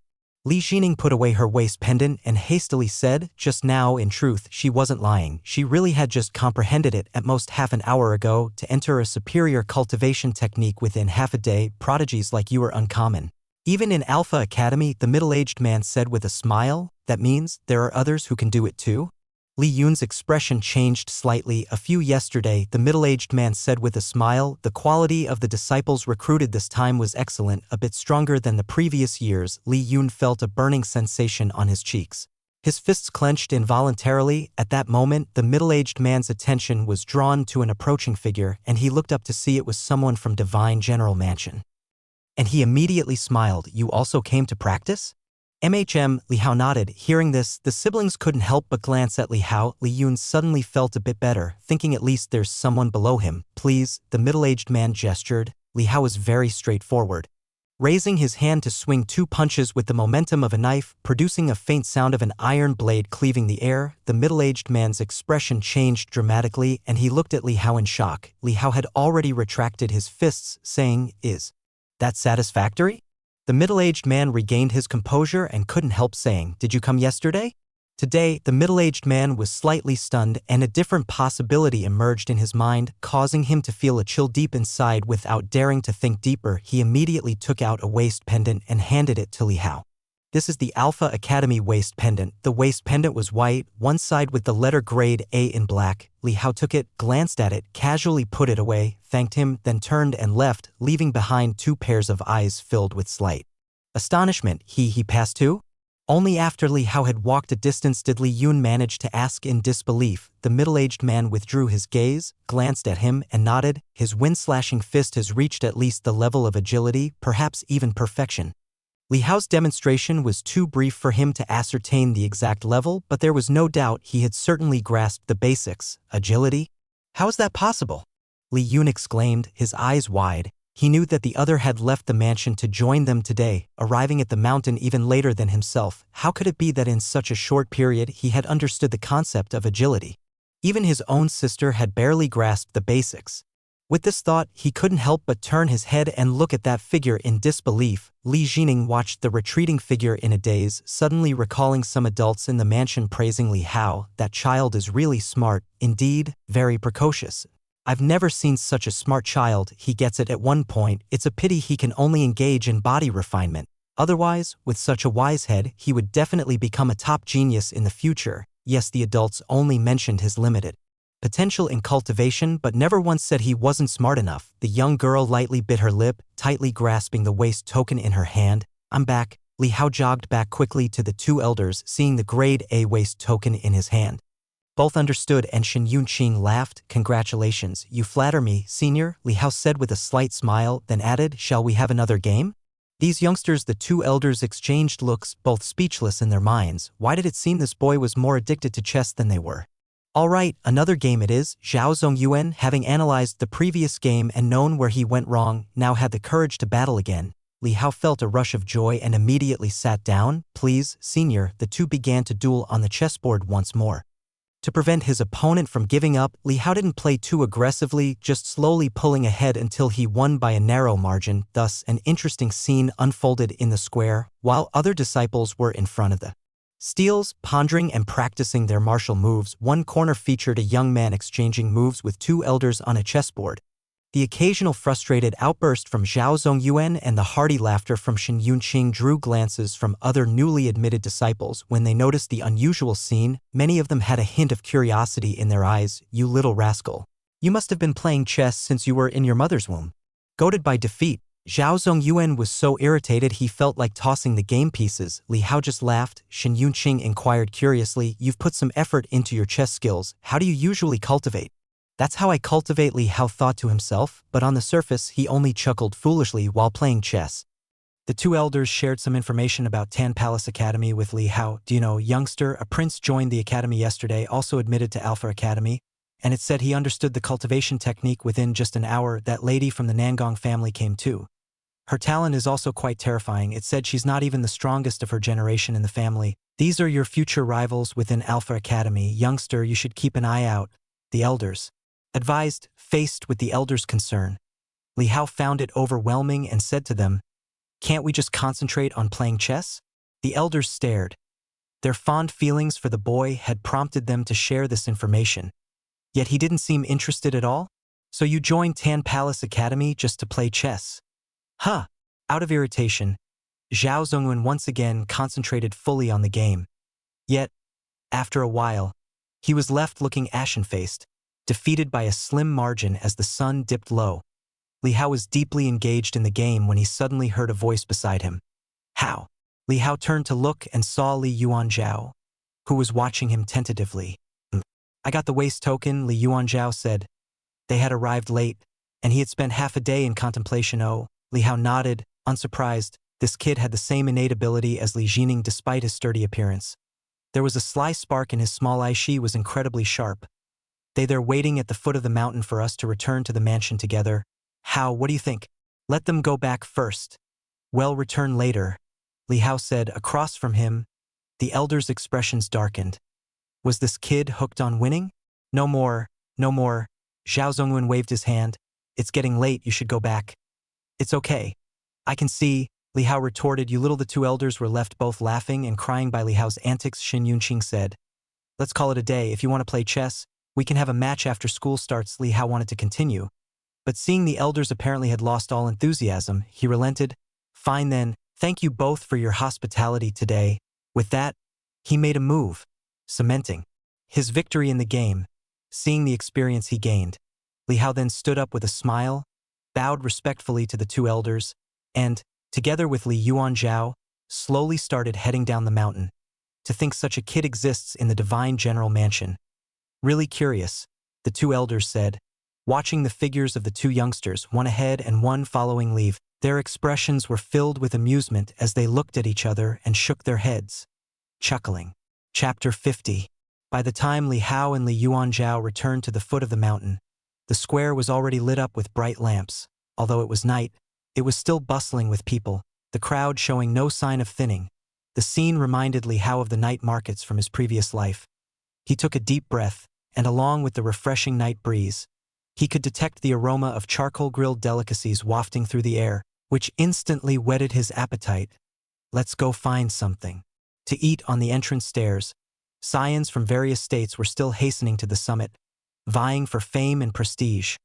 Yet at the summit, the figure of the young man leaped down, rushing toward the worldly splendor of the teeming throng below. Before long, relying on his own culinary skills, Li Hao quickly identified some delicious food among the numerous stalls and packed everything up to go. Both he and Li Yuanzhao held their arms full of food, munching while walking toward the carriage, attracting the eyes of many passers by. What's that smell? In the carriage, an impatient Li Yun had been waiting and was suddenly greeted by the scent of roasted meat, causing him to pause and lift the curtain. The aroma hit him immediately, and he saw Li Hao and Li Yuanzhao approaching with their mouths greasy from eating fu. Sorry to keep you waiting. Here, Ming. This is yours? Is it enough? Sharing with everyone he met along the way, Li Hao distributed generously from the ample food he bought. Of course, he did not forget to include his personal maid Qing Ji's share after that. He boarded the carriage with his big and small bags of food and went inside. The oil lamp had been lit inside the carriage, the brothers' and sisters' cheeks illuminated by the warm yellow light. They sneakily glanced at Li Hao and his company, enticed by the alluring scent. They salivated and their expressions became somewhat unnatural. I thought you had gone back first. After sitting down, Li Yuanzhao took a bite of the roasted meat and then, as if remembering something, offered the other two bags he held to Li Jining. Jining, would you like some? Li Jining hesitated before accepting, tempted by the delicious smell coming from the bag. At the same time, she noticed her brother discreetly swallowing saliva, his Adam's apple bobbing. She quietly took the bags, whispering, "Thank you, Yuanzhao. If you had left earlier, you wouldn't have had this good fortune." Laughed Li Yuan. Li Jining didn't say much. Instead, she glanced at the figure who had not looked back at them from the start, and there was a faint hint of sadness in the depths of her eyes. Without dwelling on it, she opened the bag and handed one to Li Yun. "Brother, I don't want it." Li Yun turned his head away with a sour expression. Street vendor food could be dirty and unwashed. You'd be better off eating less of it. Even if it's unwashed, it won't kill you, retorted Li Yuanzhao, his appetite dampened by the comment. Li Yun was enraged and glared at him. Realizing he didn't have much of an argument, he snorted and turned his head away, sticking it out of the carriage as though the night scenery had suddenly become extremely interesting. Li Jining knew her brother was too proud to relent. Although she felt a bit helpless, the savory aroma from the bag was overwhelming, and she couldn't resist taking a delicate bite. Her eyes quickly brightened up a little. This taste was even better than the fine dishes they were used to eating at home. "Ming, aren't we leaving yet?" Li Yun shouted through the carriage curtain to the front of the horse carriage. Ming, with a piece of roasted meat in his mouth, immediately took the reins and urged the hippocampus to turn around and head back to the house. Once back home, Li Yun and the other two parted ways, with Li Hao each returned to their own homes to find their own mothers, in Piaoshua courtyard. Lady Gao Qingqing was embroidering in the main hall when she heard a maid rush in with news, nearly pricking her finger with the needle. She promptly got up, tossed aside the handkerchief she was working on, and hurried to the entrance of the courtyard. She saw a son and a daughter arriving under the accompaniment of Li Ming. "How did it go? Everything went smoothly?" she quickly asked. Li Ming stood aside with a silent smile, while the well-behaved Li Jining nodded. "Yes, Both brother and I have entered Alpha Academy. You both comprehended it in just one day? Gao Qingqing's face lit up with surprise as she lovingly kissed her son's forehead, feeling shy. Li Yun pushed his mother away and walked towards the main hall with a bit of a sulk, unperturbed. Gao Qingqing also gave her daughter a kiss on the forehead and then pulled her back to the main hall, instructing the steward to quickly reheat the evening meal to bring over. Upon hearing this, Li Jining shook her head. Just warm up my brother's portion. I've already eaten. What did you eat? Gao Qingqing was surprised. Food sold by the street vendors there. It was very tasty, said Li Jining, still savoring the flavor in her mouth. Humph. Don't end up with a stomachache. Li Yun grumbled from ahead. Gao Qingqing laughed softly, sitting down with her daughter and talking about the day's events. Truly, my children, to comprehend in just half a day, he also made it into Alpha Academy? Hearing her daughter's words, Gao Qingqing slightly raised her eyebrows in surprise, then nodded. The child is very intelligent. What a pity that he follows the path of body refinement, which has a very low ceiling otherwise. He would most likely be the true dragon of your generation. Li Jining thought of that indifferent and casual face, her eyes flickering slightly. It was not the first time she had heard her mother say this. In her heart, there was also a faint regret for him. Humph, what's so great about that talent? If it were my sister, she could probably grasp it in the time it takes an incense stick to burn. Li Yun sat opposite, snorting coldly. When it came to his eldest sister, there was a bit of envy and jealousy in his heart, along with a slight sourness, yet at the same time there was a sense of pride and arrogance. Extremely complicated. Gao Qingqing smiled and said, although your sister is intelligent, you guys are not bad either. You are all my most proud children. Li Yun's stern face relaxed slightly as the butler served the warmed dinner. He began eating, and gradually, a smile appeared on his face. Inside Mountain and River Courtyard, Li Hao returned to the courtyard accompanied by Li Fu and Qing Shi. Under the chilling moonlight, Butler Zhao, wearing a coat, hurried to greet them and said, young master, did everything go smoothly?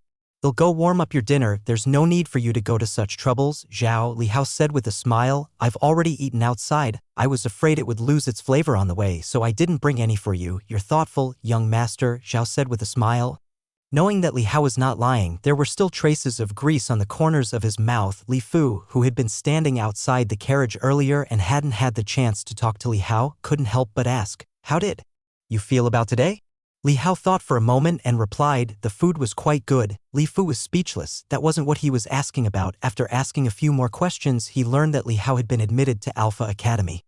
Both he and Qing Shi showed surprised and delighted smiles on their faces. The Leap Immortal Gate exam at Tan Palace Academy had ended. Many young people who couldn't make it in time could only sigh as they gazed at the entrance steps. Some tried to pull strings through relationships, hoping to squeeze in a few more, but the response they received was that admissions were already full. There were a total of 825 people. Some asked, why couldn't they admit more? They were even willing to pay astronomical tuition fees, but the response they got was it's because there were only 825 seats available. Thus, many scions of noble families could only sigh in disappointment and turn to leave. This gathering that brought Qin Zhou to the forefront gradually subsided. At the mountain top as the official school term started. It became lively again. There are 4 courtyards, Alpha, Beta, Bing, and Ding. Alpha Academy has only 50 seats. Beta Courtyard has 200 seats. Bing Courtyard and Ding Courtyard, let's skip that. Aside from the freshmen in each courtyard, there were also some repeating students lingering. At this moment, in Alpha Academy, Li Hao sat next to Li Yuanzhao in the second row. As the other new students had already arrived for enrollment, in front, Li Hao saw Shen Qingyun accompanied by 2 senior Alpha Academy students carrying a pile of Tan Palace Academy uniforms to be distributed, intending to unify the attire in the future. This made Li Hao feel like he had returned to his past life when he went to junior and senior high school. Looking around at the young boys and girls who were also young in age, he couldn't help but smile, feeling somewhat nostalgic.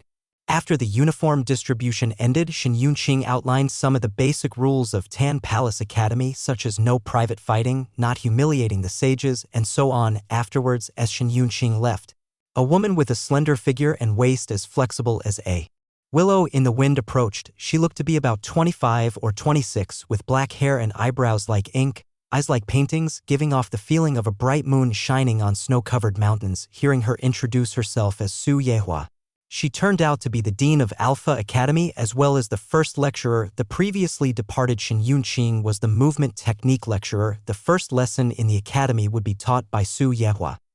Li Hao clearly noticed that after Su Yehua's arrival, the courtyard, which was initially a bit noisy, suddenly became quiet, and those young men who were previously not caring and chatting all sat upright. There are 8 realms in martial arts, standing in front.